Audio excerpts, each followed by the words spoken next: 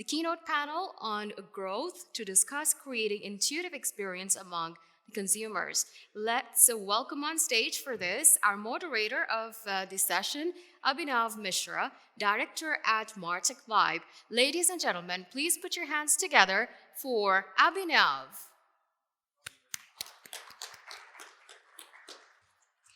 Abhinav has nearly a decade of experience working with some of the leading media brands such as Bloomberg Businessweek, Middle East, Khaleej Times, and Times of India, and now heads the business strategy and commercial at the Vibe Projects. Moving on, we have joining him Krzysztof Kowalski, the Chief Operating Officer at Yap, an innovative digital banking app providing you intelligent tools that give you total control of your finances. Ladies and gentlemen, let's welcome him to the stage.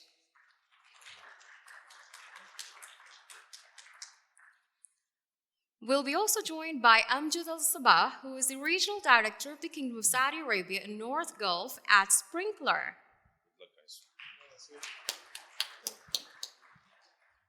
He's known for creating success stories and in Forbes' top 100 companies in Middle East region. Amjad is a forthright and results-driven leader with a transformation mindset. Also joining them is Mostafa Khalifa, who is the Chief Growth Officer at Alessa Industries. Let's welcome him to the stage. Alessa Mustafa drives growth by managing sales, commercial, export, e-commerce, and after-sales. He's a transformational leader, continuous improvement evangelist, Lean Six Sigma master, business and organizations development consultant. Also joining them is Arham Khan, who is the head of growth at Nejree, a persuasive and influential professional with more than 12 years of experience and achievements in the GCC market. Let's welcome him to the stage, ladies and gentlemen. Thank you, everyone, for being here, and over to you, Abhinav. Thank you. Thank you so much. Thank you to all my esteemed panelists for joining me on stage today. It's a pleasure to have you guys, and thank you for everyone attending the second day of Vibe Martech Fest. Thank you so much for being here. And, Arham, I'm going to start with you. You're the last to come on stage, so I'm going to start with you first. We're talking about growth strategies today, and I think what we have seen, and you'll agree with me to some extent, is that with a lot of marketers, we've seen it like set it, forget it kind of a strategy. They set something up for the growth, said that thing, forget it, there is nothing after that when it comes to growth marketing strategies. Now, how do you create, according to you, an impactful growth strategy for your brand? How do you do that? You guys can hear me, right? Yeah. Okay. Well, I believe the most important thing for any marketeer or for any company is mainly to understand the needs and wants of the consumers, right? Once you crack this code, you would be able to create a lot of strategies in sync with the needs and the wants. The more deep you dive, the more you're gonna get, right? I would rather be, I come from the e-commerce and the fashion retail backgrounds. It's a very challenging, section where a lot of brands are actually competing with you. The more you look into the needs and the wants, you're gonna get the right strategies. I mean, I can speak more about this, but I believe we gonna be speaking more about the other things. But the answer to this, in a nutshell, is gonna be the needs and the wants of the consumers. If you're able to crack this, you're gonna create a lot of strategy in sync with that. Fair enough. Chris, the same question to you. I don't know if you've seen, but we see a lot of marketers when they talk about their growth strategies, talking about they set something up as a strategy and forget about it until unless it starts going all wrong. So what does it take, according to you, to create that impactful growth strategy? Hi. I will start with something else. I think this is, for me, a lot about leadership and also commitment, yes? Because we talk a lot about technology, we talk about branding, marketing, etc. We touched yesterday several times also the topic of like organizational impact. And I think that the very important thing is our leadership and how we are committed to do this, yes? And in many discussions regarding Martech and digital and growth strategy, Is it okay? So what should we do? Yes, that we really build something that is sustainable, and this transformation and this growth is really making a difference on the market. Yes, and I think this is about like going full, and not compromising on this key quality, which is growth, which is Martech, and which is digital. Yes, and I like this. There is an analogy I really like. Is if you look around the world, there are several fundamental values that are present everywhere. Yes, and to give you one example, one is, for example, setting up family. And if you set up family, so you decide you are a man or a woman, yes, and you want to have family, and you do it properly. And so you don't set it up in 80% or 90% or 70%. You just do it, yes. And the same is here. If you want to have a growth, and if you want to have really like make a difference, and if you want your organization to stand out, if you want to stand out for the consumers, for the customers, you need to go full, yes. So all the elements, which is like brand positioning, which is your organizational impact, your operations, influence on others, you have to go like full. You cannot compromise on it, yes. And this is, in my opinion, very, very important factor in the organization, not only the technology and not only the marketing elements. Very good. Thank you so much. Mr. Mostafa, I'm going to come to you. When we talk about growth, we talk about retention, acquisition, we talk about conversions. But one of the things that we've noticed that a lot of companies and people don't talk about is their internal capabilities when it comes to lead to conversion, through growth and pipeline, through a growth and pipeline strategy. How do you address that, and why is it not spoken about that much? Because such an important factor. But how do you do that? How do you address that challenge? First of all, let's classify between or distinguish between the different types of channels. For example, we have the B2C channel, when we have the sales and growth activities. Also, we have the B2B and B2P, business to projects. So, for example, in business to projects, it's based on the funneling. So we have a lot of projects, and you need to understand how the project is going to be acquired. So the conversion rate is done by the close follow-up of the different KPIs and different activities in the projects. In the B2B and B2C, it is very different in terms of how to address the end consumer. So in B2C, you need to understand the consumer needs first, and then to understand why you are doing this acquisition for the different services and different products. In B2B, you need to understand the client or the customer that you are talking to. You need to understand the needs, the decision criteria, or based on what exactly they are making the decisions to buy from you, and also to analyze the success stories, and also to analyze the failure when you do not make the conversion in the right time and in the right percentage that you are addressing to. So it is very important to look at the details of the conversion and the reasons behind how to convert your speech, your proposal, your project, your sales into not only selling one time, but also to sell 1 and 2 and 3 times to the same customer or the same client. Very fair point. So basically upselling to the same customers multiple times. Amjad, I want to bring you in. I want to ask you a combination of both the questions, right? Because from your perspective, you guys help the clients with this. So what, according to you, having worked with clients across the spectrum, what is needed to create an impactful growth strategy? And the second part, what I asked to Mr. Mostafa was also is that how the organizations can internally increase their capability from a lead to conversion. Yes, absolutely.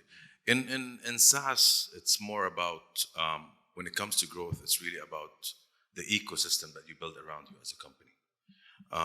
To take an example, here, Saudi Arabia, our ability to grow was really based on the kind of partners that are allowed, the ISP, the service providers, the vendors, the alliances, the channel partners. Without them, we are unable to grow as a software company.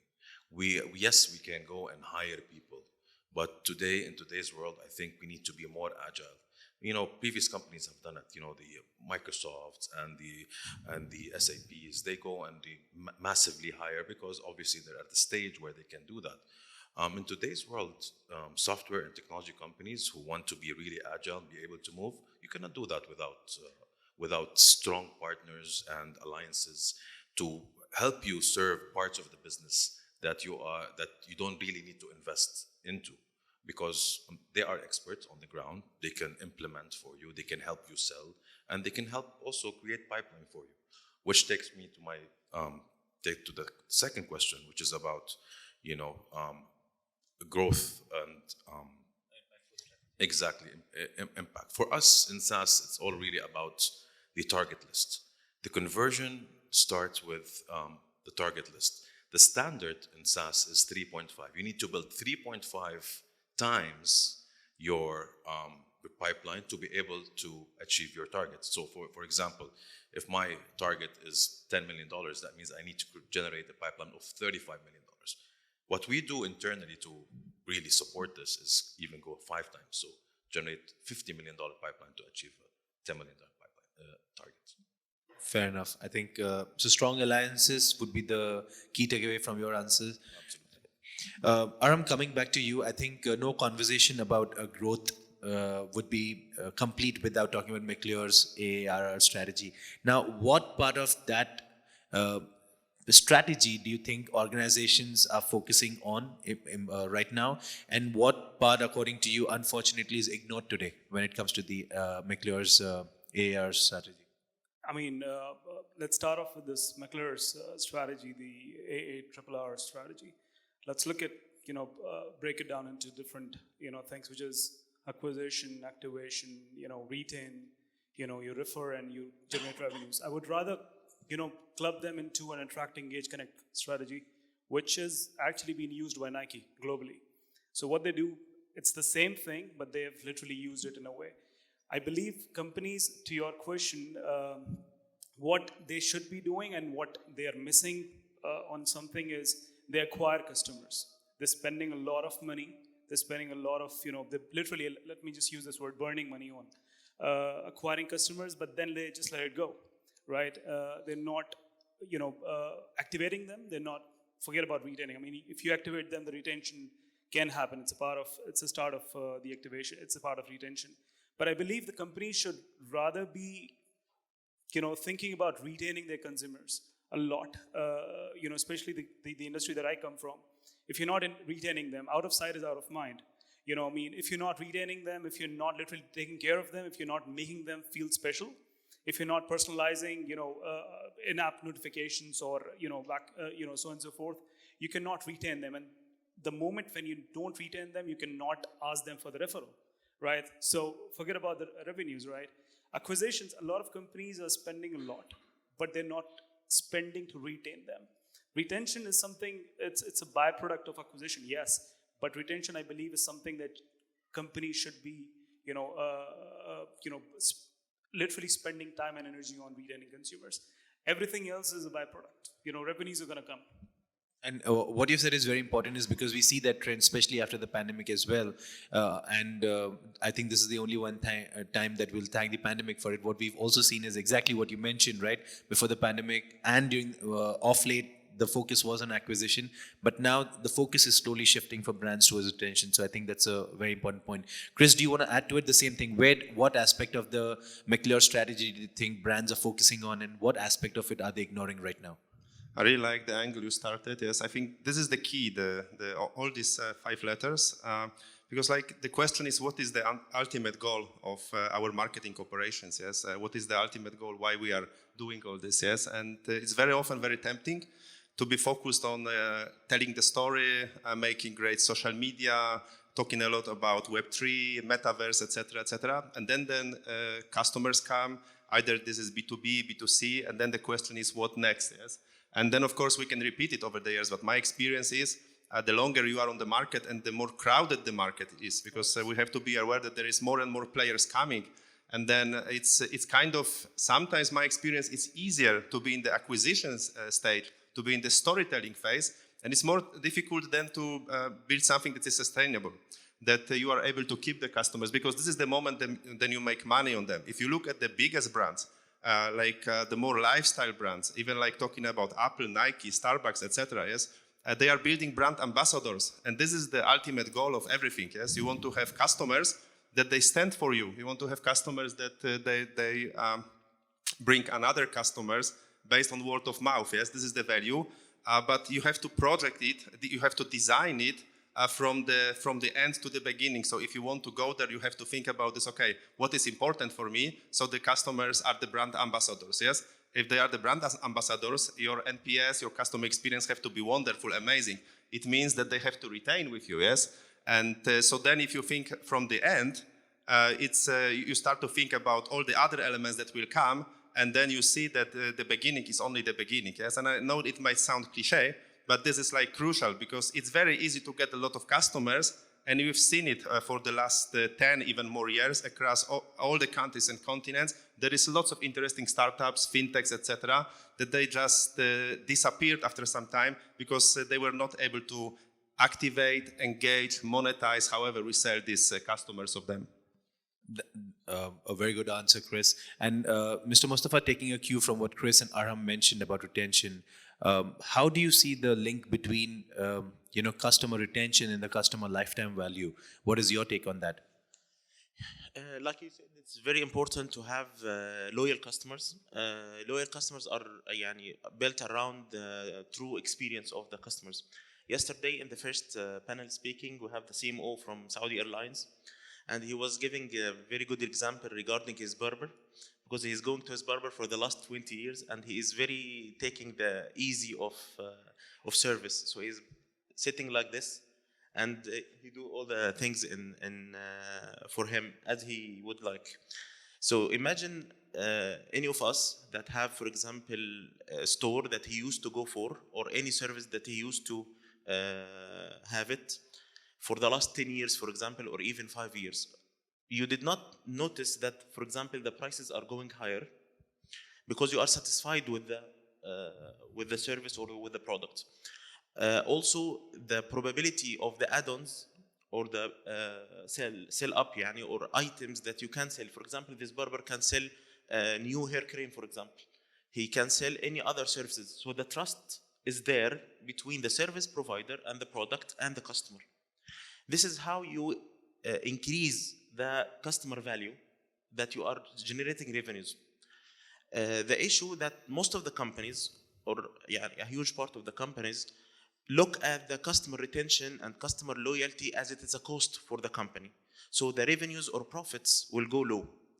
Maybe you will invest a little bit to keep the customers and make them more loyal. However, this will impact directly to increasing the revenue. Even basket size, for example, the average of the selling of each customer, the brand ambassador as well, because he will be the brand ambassador for you, and the word of mouth will be used for other customers, and he will be the real, we call it sales and promoters of the brand and the product as well. So it is very crucial to invest and increase the customer loyalty, and to see the needs and how to enhance the customer experience and customer journey with the company. Either it is service, it is product, the product is sold B2C or B2B, or even B2B2C, for example, some other models right now in the market. And also even for the B2B, for projects, you need to understand the needs, enhance the customer experience, increase the loyalty of your customers. They will be your ambassadors. They will generate more revenue and even generate more profits in the near future. So the loyal customer do not make comparison for only the price. The heritage, the relations, the real connection between the emotion with the brand. The emotional connection, exactly. The emotional connection between him and you as a service provider, as a product, is there. So more stability to the business, more credibility, and even more revenues and more profits in the near future. Thank you. Amjad, same question to you. How do you see the link between, adding to what Mr. Mostafa said about when you talk about customer retention and the customer lifetime value? Yeah, for us and what we've seen from the data tells us that often what happens throughout the customer journey has a massive impact on the retention and the customer lifetime value. We've seen some of our customers who've really perfected this, and the way they did that is that by having that seamless customer experience. The biggest mistakes we've seen also in the industry is that this experience is broken down in certain stages of it. and you would see a high engagement when towards, as the customer becomes less and less loyal, companies will start investing. And this is the biggest mistake. We need to be having the same level of engagement with our customers across the entire journey. And technology plays a major role in that, because we've also seen, and that's not good practice, is that having multiple technologies across these different stages, which don't talk to each other. And that's where you have a breakdown. It's like having silos in the same organization. So in our opinion, from what I've seen from our customers locally and globally, it's really about perfecting this understanding of the customer journey and being with the customer across the way. And it's also very funny when you mention about the silos, is because companies start investing in technology to get stuff out of silos, and eventually the technology that they invest in are in silos themselves. Breaking it down, 100%. Yeah. 100%. So now, Chris, coming to you on the next question is, when we talk about, we spoke about retention, we spoke about growth, and the other aspect that I want to speak about is the engagement part of it, right? So what is the most effective segmentation strategies that you've seen when it comes to customer engagement? This is a very good question, yes. I think, first thing you have to start with the beginnings, which is understanding what is your customer segments, yes. And I think this is the moment when what I saw many organizations or companies, they really fail, yes. They try to get everyone on board, yes, or everyone is super happy. They produce communication, produce social media stuff, and then we got customers. We start to segment them, but I think what is crucial to this is to understand not only who is your segment, but who is not your segment, and I think this is the other important part, yes. So if you build the understanding of what customer you would like to have, yes, then you build, of course, personas, all the customer journeys, etc., etc. This is the one part, and then you need to apply to this, which is the financial part, yes, which is the profitability part. So what will happen if I have these customers? And my experience is that if you just calculate profitability on these segments, it's wrong, because it doesn't give you any answer, yes? Very often I saw marketing departments, they calculate, okay, we got some partners, programmatic, affiliate, whatever it is, some channels, we calculate profitability or acquisition costs, and then we end up with not this customer still we want to have. And this happens if you don't look at the whole funnel, really, through your organization, the whole funnel. And we discussed it also yesterday, apart from ROI, apart from getting more customers, there is also a burden in Martech, in digital, so you get more costs, for example, yes? And in your organizations, and you know them the best, you got lots of elements that when you build the marketing, you build digital, you build customer service, you get more and more issues, which is creating costs. Yes, and you need to understand every segment of customers, how is the journey going. My biggest experience is building 80 segments for one product, yes? 80 segments for one product, and it was everything. Okay, so what is the channel of acquisition? What is the approval rate? What is the underwriting process, for example, yes? What is the collection cost? Everything. And if you calculate everything, then you really understand what customer is profitable, and then the magic starts happen, because then you can go to the next decision, is, okay, what customers we don't take on board. And it might seem very strange that you don't take someone on board, but you go back to your partners, to your affiliates, to your programmatic networks, and you tell them, guys, we stopped cooperating. You got very cheap leads. It's a huge amount of leads, but if I look at my whole funnel, my LTV, if I look at my engagement, they don't engage, they don't stay with me. These customers are not loyal, they are not profitable. And then you are much smarter, and you can make smart decisions. And this would be my kind of biggest advice to give. That is, in fact, a big advice. Now, in the essence of time, quickly, Arham, very quickly from you, what, according to you, would be the top growth channels going into the next year for brands? Well, let's look at the channels that companies are actually looking into, which is the social media, digital media. You have the SMS, or you have the in-app notifications. I believe a lot of channels are replacing the older channels. I believe digital media and the social media is actually being replaced by the influencers marketing these days. Especially the region where we sit in, this is a very, heavily spent, strategy, and it's actually converting a lot of consumers. A lot of acquisitions happen through influencers. Similarly, the SMS and the in-app notifications are actually being replaced or substituted by WhatsApp these days. WhatsApp is coming really out strong, and it's not SMS or in-app notifications you tend to miss out on those things, right? WhatsApp is something that you literally keep looking at it, right? So anything that makes the consumer rolling, engaging, is what the companies are looking into. And of course, to answer your question, I believe influencers marketing is really helpful in having the customer acquired. However, again, acquisition is one part, and then you have the retention to have them engage. And to Chris's point and to Ahmed's point, I mean, you have to have the brand ambassadors. The more you engage with them, the more you connected with them. I see myself as a consumer. I'm pro, Nike, lover. And the way I express Nike to others make people look into Nike as well, right? So this is how the word of mouth and everything, it's a snowball effect.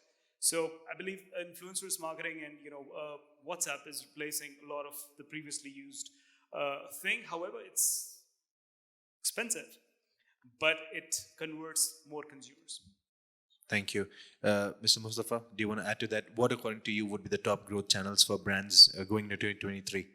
Yeah, and not only about the channels, I need to just highlight in 30 minutes we're talking about growth. So the growth is mainly through different channels, of course, but we need to not to look from the company side, only from company side, not sales, commercial, product management, all that it is being from the company side. We need to think about growth. So growth means you have to have loyal customers. If you are talking about B2C, you need to be the preferred brand for them. If you are talking about B2B, you need to be the preferred partner with them. So in both, we need to have position yourself as their preferred option or choice. Thank you. Amjad, very quickly. Quickly, I'll bring a different perspective on this. I mean, it's really, and adding to Mustafa's point, which I really value, it's really more about being channel agnostic today, because today your customers are everywhere. From our perspective as companies, as organizations, we should unify, how we take those engagements. We should it should not really be, while there are channels that obviously are increasing in terms of messaging and all the messaging platforms like WhatsApp and Facebook messages and others, from the receiver's end, it should be all the same. Wherever it comes from, we should be able to take this information, plug it into our AI engine and be able to drive insights to, give value back to our customers. That's our point. Makes sense. A very fair point. Very quickly, we're running out of time. Yes, Chris. One more comment maybe, because this is coming back to this commitment. You are here, you are committed to come, and you are already one step ahead of your colleagues who didn't, yes? And so I guess that it's very beneficial for you. And on top of everything, we're discussing this a little bit what will happen, what might happen in the future, yes? If I look at the CMO, at the marketing, what might happen, and I would like to leave, every one of us with, is one thing, look at the lifestyle brands.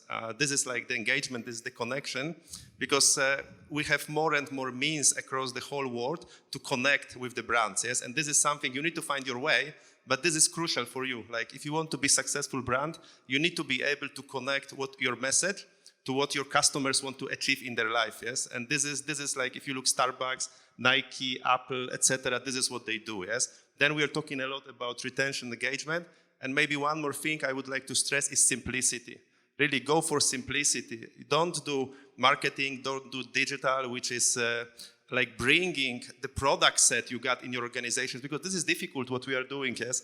There is some product set, there are processes, and then communicate them. Do some cool social media stuff. Do some cool digital processes around them. Don't do this. Just go back and say, guys, we need to change it. We need to simplify. We need different products. We need different processes, and then we can succeed. So create a really new digital Martech world. Yeah, so be simple and be aspirational for your target audience. On that note, thank you so much once again for all of you to join for joining in today. And please give a big round of applause to our panelists. I hope you enjoyed the session. Thank you so much. Thank you so much, gentlemen. Thank you.